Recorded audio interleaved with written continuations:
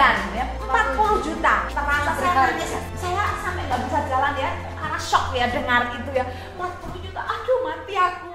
Salam sejahtera untuk sobat salon di seluruh Indonesia. Saya Dewi, tim edukator dari Makarizo. Kembali kita menyajikan acara Zero to Hero. Dan melalui program acara Zero to Hero ini, kami ingin menghadirkan sobat salon yang sangat inspiratif dari CEO Yongfa Salon. Hai, saya Fatma, owner dari Yongfa Salon. Mbak Fatma, apa kabar hari ini? Alhamdulillah sehat. Gimana salon hari ini, Mbak Fatma? Alhamdulillah, tetap semangat. Kebetulan Yongfa Salon ini ada berapa cabang, Mbak Fatma? Iya, untuk Yongfa Salon sendiri 12 cabang, insya Allah seperti itu. Luar biasa ya, 12 cabang. Ya, mau 12. Mau 12. Di Tuban ada 1, ada 2 seperti itu. Kota Tuban aja ada 2 ya. Luar biasa sekali. Nah, Mbak Fatma boleh cerita-cerita nggak ini? Awal mulanya buka salon seperti apa? Kenapa kok bisa terjun di dunia salon? Awal mulanya seperti apa? Dulu pertama kali saya kerja di salah satu brand ternama yaitu Johnny Andrean. Saya dulu kerja di sana kurang lebih mungkin 4 tahun atau 5 tahun saya kerja di sana. Saya. Nah, waktu itu saya ikuti kemana arah air mengalir, saya ikuti saja. Jadi saya menikmati, saya ikuti saja. Sampai mungkin 3 tahun, 4 tahun saya belum punya keinginan untuk buka salon sendiri, belum. Itu Johnny Andrean ada di Gresik ya. Waktu itu mau tutup. Nah, selesai Johnny Andrean yang ada di Ramayana Gresik tutup, saya buka salon. Seperti itu. Berarti buka salonnya di area Johnny Andrean itu apa gimana, Mbak? Tidak jauh dari situ, mungkin baratnya mungkin beberapa meter dari situ. Bisa dibilang seperti cabang dari Johnny Andrean. Ya, jadi orang dulu mikirnya seperti itu. Oh, Ya. Jadi Johnny Andrean 2 gitu Ya, ya. Johnny Andrean sekarang pindah seperti itu. Oke. Padahal Johnny Andrean mendekati mau tutup, waktu tutup itu jadi saya segera buka tidak jauh dari tempatnya Ramayana itu. Oke. Pertama kali saya buka, kalau tidak salah di tahun 2006. Wow, luar biasa ya 2006 Iya, ya. betul tahun Itu 2006. buka pertama ya. Iya, betul. Kira-kira tantangan apa sih Mbak Fatma waktu awal-awal buka salon itu? Yang pasti itu dari karyawan itu sudah pasti ya. Tapi kemarin dulu itu waktu awal buka saya tidak susah karena Johnny Andrean waktu itu tutup. Nah, mereka ikut saya. Oh. Gitu. Jadi mereka orang yang kenal saya kan lama ada di Gresik juga. Jadi mengertinya, oh Johnny Andrean sekarang pindah ada di sampingnya seperti itu. Okay. Dan banyak karyawan yang dari Johnny Andrean yang sudah keluar ya. Jadi mereka ikut saya. Waktu awal buka salon kemudian kenal Makarizo itu dari mana Mbak Fatma? Kayaknya dulu dari toko. Jadi untuk produk Makarizo sendiri kan sudah merakyat. Jadi sudah kenal semua produk apa. Jadi Makarizo sudah dikenal banyak orang. Jadi mudah dijumpai, mudah dicari. Jadi waktu itu di tahun itu saya tahu hanya Makarizo saja, tidak ada produk lain. Waktu 2006 ya? Ya, waktu 2006 produk Makarizo saja. Begitu pakai Makarizo kira-kira kesan apa sih yang didapat sama Nah, Mbak Fatma? karena dulu waktu aku ikut waktu kerja ya, jadi waktu kerja pun juga pakai produk yang sama dulu itu. Jadi saya pasti ngikuti dong. Jadi kenalnya selain dari tempat aku kerja, direkomendasikan dari toko seperti itu. Pelurusan yang pertama kali itu pelurusan, tapi pakai 2006 pakai papan alat yang panjang warna putih ya, bukan seperti yang sekarang ya. Dulu itu pakai papan. Jadi 2006 saya masih mengenali papan ya. Tapi nggak lama, jadi itu mungkin 1 tahun atau 2 tahun habis begitu sudah tidak ada papan lagi. Dulu waktu pertama kali saya pakai papan pelurusannya. Setelah papan itu baru ke teknik pelurusan ya? Iya, betul sekali. Pakai capok awal-awal itu pakai capok keramik gitu ya Mbak Fatma ya? Nah, kalau pelurusan pakai papan itu ada enaknya, ada enggaknya. Nah, enaknya apa tuh Mbak Fatma? Enaknya itu dibantu alat ya, alat dipastikan kan lurus ya, alat dibantu lurus. Nah, itu pasti lurus. Habis begitu, yang ada di akar itu kan ada lekukan. Nah, itu jadi yang di akar itu tidak lurus. Jadi kalau misalkan pelurusan itu dia lurusnya di sini, tapi akarnya itu masih sedikit ngembang. Seperti itu karena ada pembatas itu tadi nggak bisa sampai ke akar. Nah, seperti jadi masih itu. ada volume sedikit Betul gitu sekali, ya, Mbak Fatma tapi ya. lurus, semuanya lurus, tapi akarnya itu masih sedikit ngembang. Iya. Oke. Nah, sekarang kan sudah diinovasi lebih baik, lebih bagus ya kan? Sekarang sudah tidak pakai papan lagi, sekarang juga sudah lebih baik, lebih bagus lagi ya. Aromanya tidak menyengat juga ya Mbak Dewi ya. Sudah segar aromanya, betul. Jadi no amonia ya Mbak Dewi, Betul. hidroprisma yang terbaru itu. Iya, no amonia. Nah, itu Seperti banyak disukai di tempat kami Mbak Dewi. Banyak sekali pelanggan-pelanggan yang pengen servis dengan menggunakan hydroprisma. Betul sekali. Pertama karena aromanya ya tidak menyengat, lembut ya, aromanya lembut. Terus habis begitu, yang kedua pasti lurus anti gagal. Kalau di tempat kami itu andalannya itu, ya. Iya. Lurus anti gagal. Terus proses pengerjaannya untuk yang sekarang yang terbaru itu super cepat. 1,5 jam ya, kalau rambutnya nggak banyak sekali sudah selesai. Jadi bisa mengerjakan customer yang lain ya, Mbak Betul Fatma. sekali, betul. Oke. Nah, itu seru sekali Mbak Fatma untuk ceritanya. Nah, ini saya ada pengalaman menarik nih. Saya dengar Mbak Fatma ini sempet waktu itu masuk koran. Nah, bisa cerita sedikit nggak Mbak Fatma itu sampai mengeluarkan uang banyak? Nah, itu awal ceritanya bagaimana tuh Mbak Fatma? Waktu itu pembelian produk itu tidak tahu mungkin tahun berapa ya, mungkin itu tahun 2008 atau 2009 ya. Saya sudah ada cabang, kemungkinan ada cabang 5 waktu itu. Wow, luar biasa sudah 5 ya. Dari 2006 ke 2008, 3 Ya, tahun ya. Mungkin 5, mungkin 2009 lah mungkin ya. Oke, berarti sekitar 3 tahun Ya. sudah buka cabang 5, luar biasa. Iya. Terus waktu itu saya kan beli produk itu ada di toko di Surabaya. Produk itu kan saya beli supaya mendapatkan keuntungan yang lebih. Saya pembelian produk dari besar, saya kemas ke produk yang kecil. Oke, Nah. jadi mau di retail ya, Iya. intinya beli yang kemasan besar, kemudian mau di retail ke kemasan kecil supaya Betul. lebih gampang customer untuk Nah, membelinya. betul sekali kan Karena harganya lebih murah, betul, kalau terjangkau. beli besar kan kayaknya terlalu banyak, Betul nggak sekali. habis gitu ya. Nah, yang cabang kami yang di Lamongan, jadi mungkin ada sales salah satu produk yang saya jual datang ke salon kami yang ada di cabang Lamongan. Salesnya beli produk tersebut ya, habis begitu dilaporkan ke Jakarta waktu itu. Kenapa kok dilaporkan ke Jakarta? Nah, Mbak? kemungkinan mengemas dari produk besar ke kecil. Padahal saya tidak merubah brand, ya semuanya sama, hanya saya mengemas ke yang lebih kecil. Oke. Nah, waktu itu seperti itulah, dilaporkan ke Jakarta waktu itu. Nah, saya dipanggil somasi pertama. Wah, Oke. berarti sampai masuk ke pengadilan dong Mbak Fatma? Belum sampai somasi kedua. Oke, habis begitu mau ketiga saya konsultasi sama orang ya, pengacara ada di Gresik lah. Saya tanya, sudah kamu memang salah, kamu datang saja. Saya datang ke Jakarta, saya tidak ngerti ya, datang percaya diri ke Jakarta ya. Waktu sampai di Jakarta saya ke kantornya ya, saya dipanggil ke ruangan ya, ditanyain ya apa. Oke, memang tujuan saya itu kan untuk meringankan customer ya. Betul. Dari pembelian besar ke kecil, lebih murah, harganya terjangkau kan di daerah. Nah, habis begitu oke ya sudah, saya minta maaf. Saya belum ngerti waktu itu sanksinya apa. Oke, minta maaf, saya tidak mengulangnya lagi kalau memang saya salah. Saya seperti itu.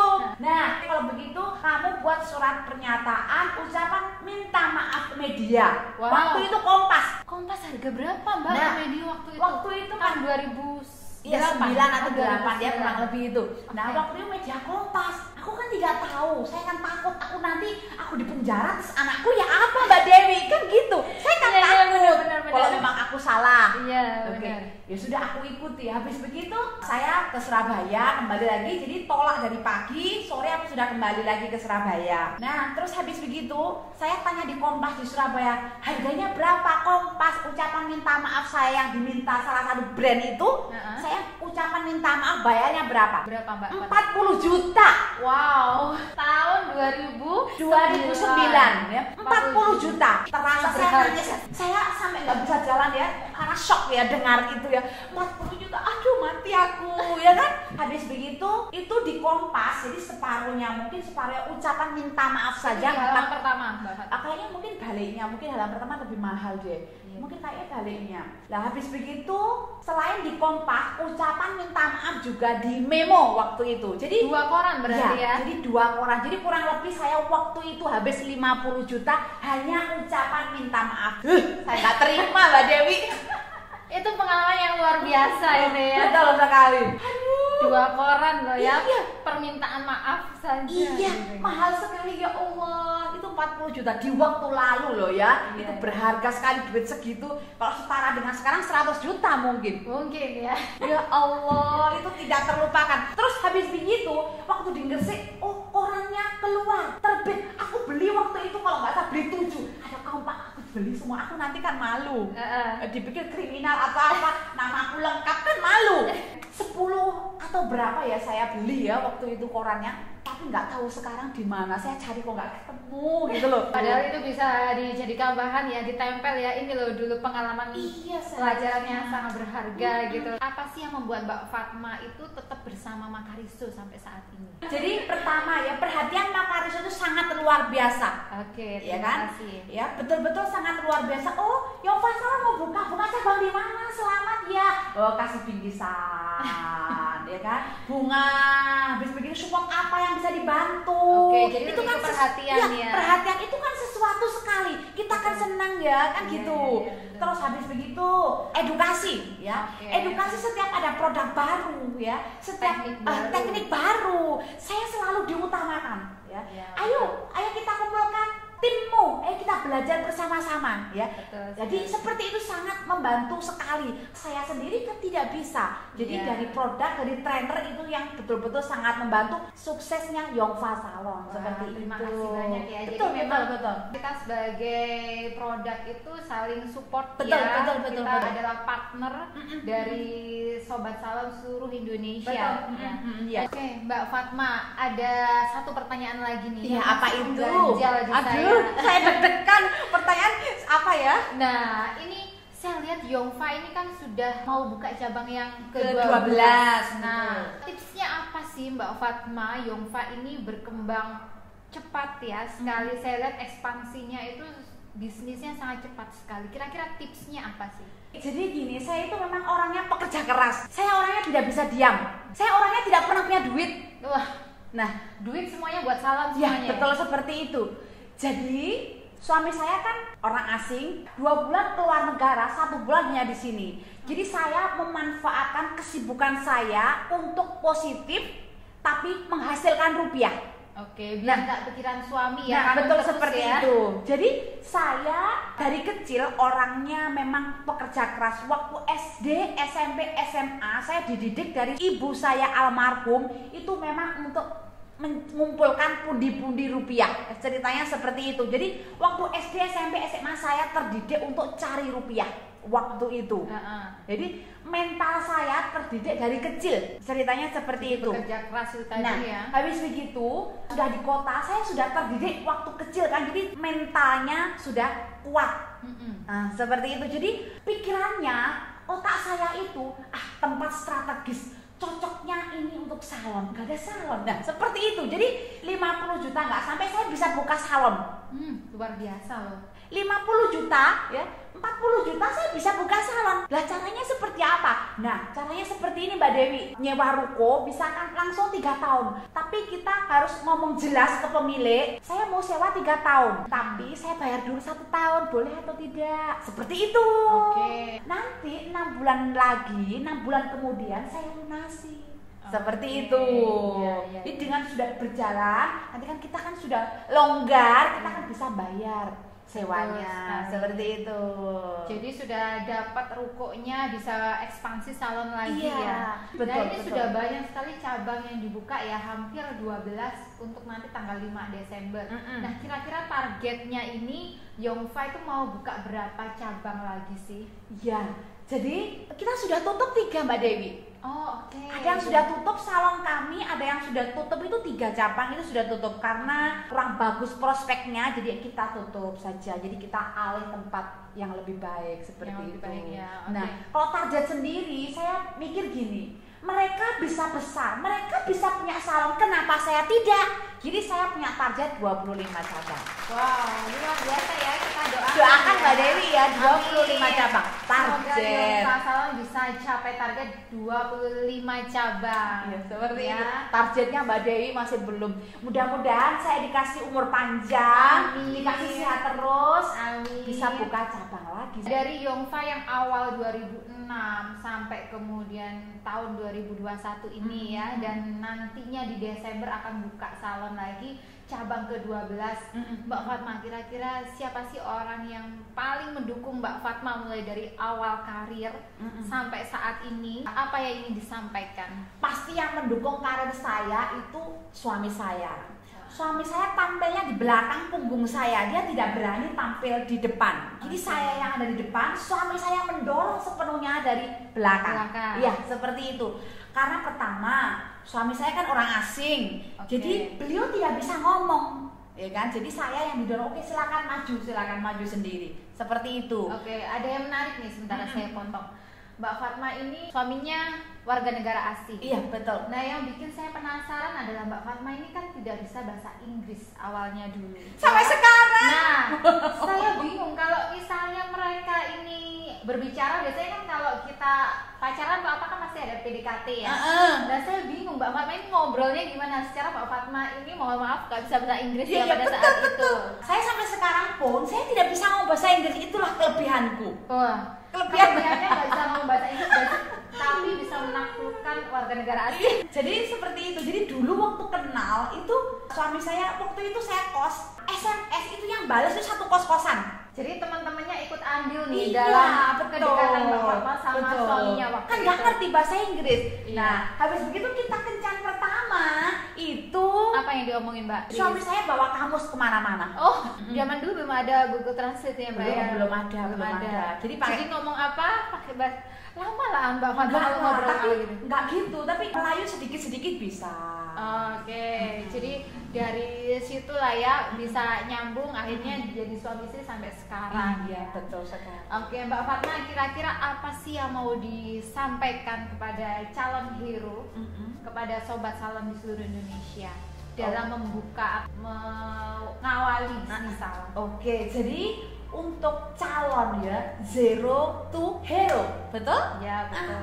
Nah untuk calon pengusaha sukses, jadi jangan pernah menyerah, mencoba dan terus mencoba.